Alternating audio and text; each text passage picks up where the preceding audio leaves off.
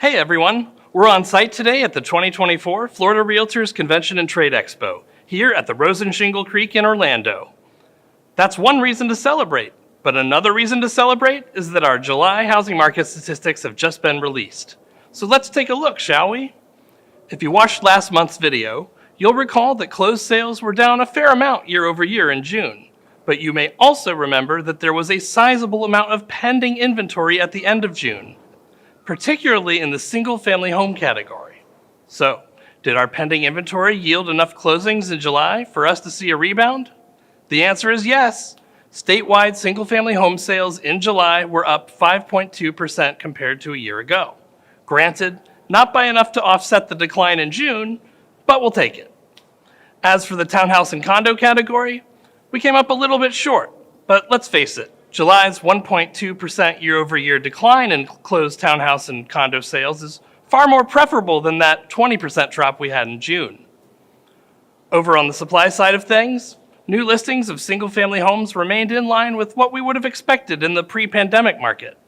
But there were almost 11% more new listings this July compared to last year's unusually low count.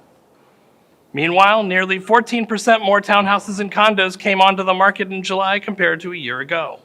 The inventory of single-family homes continues to rise, but over the last 3 months, this growth has slowed as each month has passed. I'd caution, however, that this slowdown may be in part just a seasonal effect.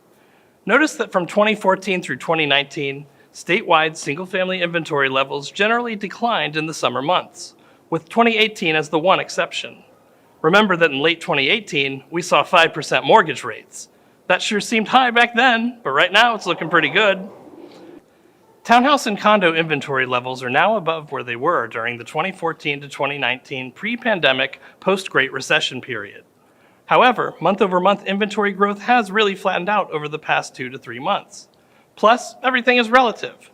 The current statewide level of condo inventory still does not come close to where we were coming out of the Great Recession.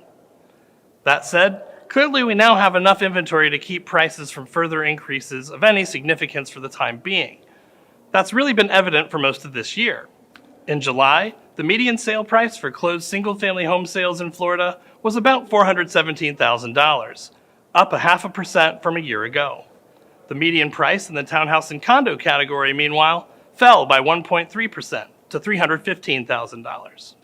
It's really important to keep in mind right now that we're starting to see markets in different parts of the state exhibit different behaviors, statistically speaking. Inventories remain well below pre-pandemic levels in South Florida, but in many parts of the state, inventory levels are a fair amount higher. So one of the best exercises you can do if you follow along with us each month is to check the statistics for your local market to see how it matches up with the statewide figures. And one great way to do that is to utilize SunStats, your free market statistics service for Florida Realtors members. Of course, you can always see if your local association has any statistical reports as well. Either way, you'll definitely want to keep tabs on your local market in the coming months. Can't recommend it enough. Anyway, that's all I have for this month. Take care and see you soon.